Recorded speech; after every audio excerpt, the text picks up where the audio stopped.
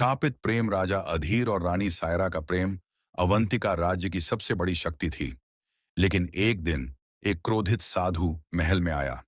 राजा अधीर, तुम्हारे सैनिकों ने मेरे परिवार को उजाड़ दिया। मैं तुम्हें श्राप देता हूं। साधु गरजा, हर रात तुम्हारी रानी मिट्टी में बदल जाएगी और सुबह लौटेगी। लेकिन अगर तुमने किसी को बताया तो वह हमेशा के लिए खो जाएगी। रानी की बेबसी रानी के चेहरे पर डर और दर्द था। वह साधु के सामने आई और कांपती आवाज में बोली, महात्मन, हम इस अन्याय के दोषी नहीं हैं। मेरे अधीर निर्दोष हैं। हमें मत सजा दो। साधु की आंखों में कठोरता थी। चाहे जानबूझकर हो या अनजाने में, अन्याय तो हुआ ही है। अब उसका फल भोगो। रानी की आंखें भर आईं।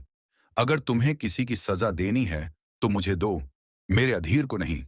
साधु कुछ नहीं बोला और अदृश्य हो गया। पहली रात का भय रानी ने अधीर का हाथ पकड़ा। उसकी आवाज कांप रही थी। अगर यह मेरा भाग्य है तो इसे सह लूंगी, पर अधीर, जब मैं मिट्टी बन जाऊंगी तुम मेरा हाथ मत छोड़ना। राजा अधीर की आंखों में आंसू थे। मैं तुम्हें कभी नहीं छोड़ूंगा।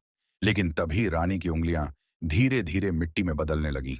उसने चीख कर कहा, अधीर, मुझे बचा लो। राजा रोते हुए उसे थामे रहे, लेकिन कुछ ही पलों में वह पूरी तरह मिट्टी बन चुकी थी। राजा का दर्द, राजा अधीर पूरी रात उसकी मिट्टी की मूर्ति के पास बैठे रहे, आंसू बहाते रहे। सुबह की पहली किरण पड़ते ही रानी फिर से जीवित हो गई। वह अधीर के गले लग गई। मैं तुम्हें पुकार रही थी, पर कुछ नहीं कर सकी। यह कितना भयानक था। राजा ने उसके आंसू पोंछे। हम इससे बाहर निकलेंगे सायरा।